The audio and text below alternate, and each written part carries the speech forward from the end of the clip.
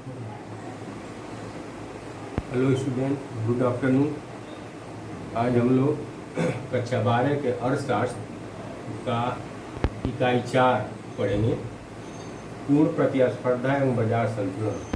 हम लोग कोर्स में यही है, पूर्ण प्रतिस्पर्धा एवं बाजार संतुलन, मतलब perfect competition and market equilibrium.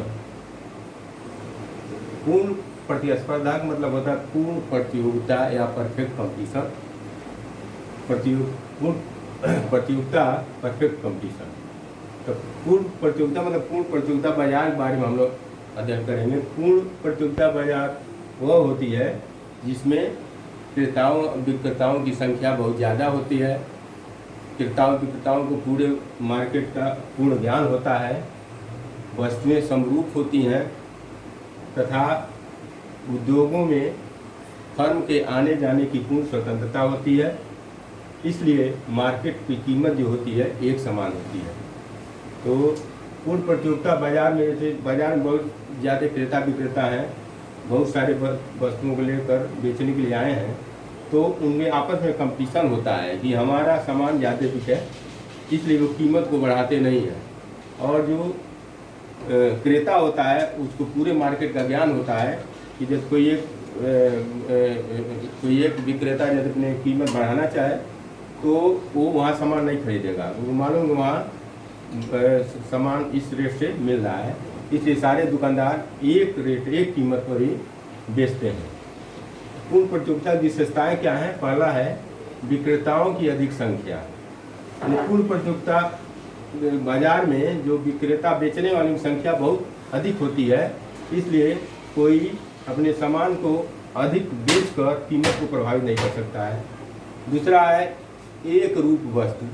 जो वस्तुएं होती हैं वो समरूप होती हैं, होमोजीनियस होती हैं, यानी सारी वस्तुएं आकार में, उपयोगिता में, अपने गुणों में एक समान होती हैं। तीसरा है क्रेताओं की अधिक संख्या। क्रेताओं मतलब जो खरीदार होते हैं, विक्रेता मतलब बेचने वाले, क्रेता मतलब खरीदने वाले, तो जो मार्केट में खरीदने वाले उनकी संख्या भी बहुत अधिक होती है। इसलिए वे वस्तुओं की डिमांड करके कीमत को प्रभावित नहीं कर सकते, मतलब वे वस्तुओं की डिमांड बढ़ा दें, इससे कीमत प्रभावित नहीं होती है।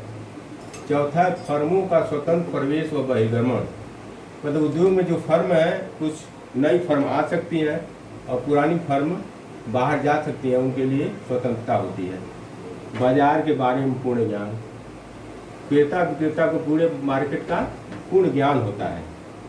परिवहन लागतों की अनुपस्थिति, मतलब उसमें जो परिवहन लागत में सामान को आने ले जाने की जो शुल्क होता है वो लगभग शून्य होता है। उत्पत्ति के साधनों की पूर्ण गतिशीलता, जो उसमें उत्पत्ति के साधन है वो उनमें पूर्ण गतिशीलता होती है, मतलब एक जगह स्थान से दूसरे जगह स्थान वो आ जा सकते हैं। अब इसमें हम लोग पढ़ेंगे बाजार संतुलन, मार्केट इक्विलिब्रियम। बाजार कब संतुलन की अवस्था में होगी?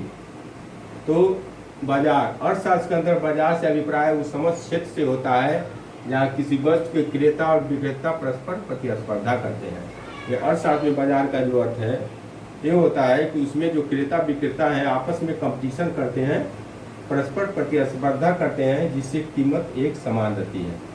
तो संतुलन कीमत डिमांड और सप्लाई द्वारा निर्धारित होती है, यानी मांग और पूर्ति जहाँ पर बराबर होगा वहीं पर संतुलन कीमत फिक्स हो जाएगी।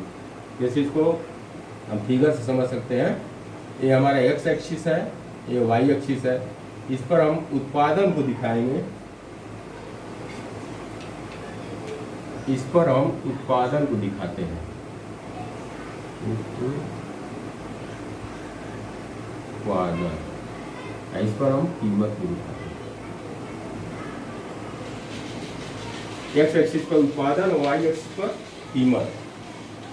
ये हमारा डिमांड वक्र है। डिमांड वक्र हमेशा ऊपर से नीचे की ओर होता है और सप्लाई नीचे से ऊपर की ओर जाता है। इसे ध्यान रखना है कि डिमांड वक्र जब भी होगा वो ऊपर से नीचे की तरफ और सप्लाई वक्र नीचे से ऊपर की ओर जाएगा। तो यहाँ डिमांड और सप्लाई ये दोनों एक दूसरे को ई बिंदु पर काट रहे हैं। तो हम देख रहे हैं, इसको मिला दें, ये हमारी ओपी कीमत हो गई और ओपी उत्पादन हो गया। तो जो डिमांड और सप्लाई हमारा ई बिंदु पर संतुलन कीमत हमारी जो है ई बिंदु पर ही फिक्स हो रही है, स्थिर हो रही है। और संतुलन कीमत के निर्धारक घटक कौन कौन है? संतुलन कीमत के निर्धारक घटक है वस्तु की मांग और वस्तु की पूर्ति। यानी वस्तु की मांग और पूर्ति के द्वारा ही संतुलन कीमत निर्धारित होती है। संतुलन कीमत में वस्तु की मांग और पूर्ति बराबर होती है, और जो संतुलन कीमत होता है वो क्रेता विक्रेता दोनों को स्वीकार होता है। अब हम देखेंगे कि मांग और पूर्ति में परिवर्तन करने से संतुलन कीमत पर क्या प्रभाव पड़ता है। यानी मान लीजिए हमारा जो डिमांड है, डिमांड को यदि हम बढ़ा दें या डिमांड को कम कर दें तो संतुलन कीमत पर क्या प्रभाव पड़ेगा। या सप्लाई को हम बढ़ा दें या सप्लाई को कम कर दें तो संतुलन कीमत पर क्या प्रभाव पड़ेगा। या दोनों एक साथ हम बढ़ावें, मान डिमांड सप्लाई दोनों बढ़ावें और डिमांड सप्लाई दोनों कम करें तो संतुलन कीमत पर क्या प्रभाव पड़ेगा, इसका अध्ययन करेंगे। तो पहले हम अध्ययन कर रहे हैं मांग में परिवर्तन करने से हमारा संतुलन कीमत पर क्या प्रभाव पड़ता है।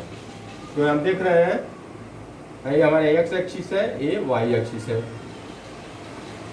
और ये हमारा डिमांड वक्र को हम ऐसे भी दिखा सकते हैं, सीधी रेखा में दिखा सकते हैं। तो डिमांड वक्र हमारा ऊपर से नीचे की ओर डी हो गया, और सप्लाई ये हमारे एस होगा। तो सप्लाई इसमें हमारा सप्लाई वक्र स्थिर रहेगा, इसमें परिवर्तन नहीं करेंगे।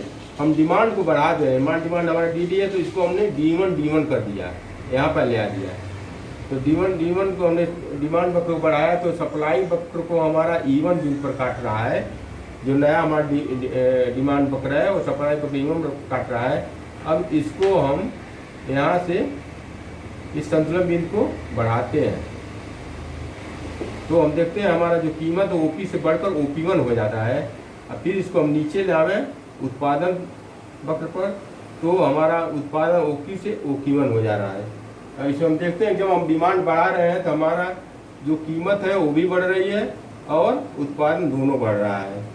तो एक तरह मांग में परिवर्तन और संतुलन मांग में वृद्धि। पूर्ति के स्थिर रहने पर जब मांग में वृद्धि होती है तो संतुलन कीमत और संतुलन मात्रा दोनों में वृद्धि हो जाती है। यहाँ संतुलन कीमत OP से बढ़कर OP1 हो तथा संतुलन मात्रा OQ से बढ़कर OQ1 हो जाता है। अब हम अगले वीडियो में देखेंगे कि पूर्ति में मांग में कमी करने पर संतुलन कीमत में क्या प्रभाव पड़ता है।